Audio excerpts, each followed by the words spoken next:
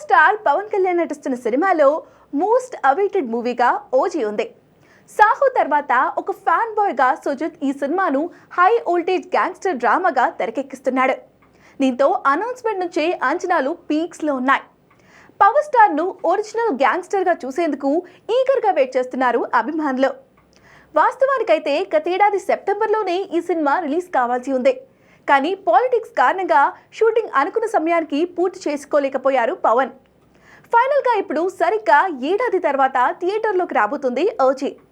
2025న దసరాకు టార్గెట్ చేస్తూ సెప్టెంబర్ 25న ఈ సినిమా రిలీజ్ చేయబోతున్నట్లుగా ఇటీవలే ప్రకటించారు మేకర్స్. అందుకు తగ్గట్టే షూటింగ్ ను పరుగులు పెట్టించాడు పవన్. కాకపోతే హరిహర వీరమల్లు ఎఫెక్ట్ ఈ సినిమాపై పడేలా కనిపిస్తుంది. జూన్ నుంచి పోస్ట్పోన్ అయిన వీరమల్లు ఎప్పుడు రిలీజ్ అవుతుందో చెప్పలేని పరిస్థితి ఏర్పడింది. కానీ ఫైనల్ గా జూలై 20న ఈ సినిమా రిలీజ్ కానున్నట్లుగా లేటెస్ట్ గా ప్రకటించారు మేకర్స్. దీంతో ఓజీకి లైన్ క్లియర్ అయినట్టేనని చెప్పాలి. ఒకవేళ వీరమల్లు లేట్ అయి ఉంటే ఖచ్చితంగా ఓజీ వాయిదా పడే ఉండేది. కానీ ఇప్పుడు వీరమల్లు థియేటర్లోకి వచ్చేస్తుంది కాబట్టి ఓజీ రిలీజ్ కున్న అడ్డంకులన్నీ తొలగిపోయినట్టే.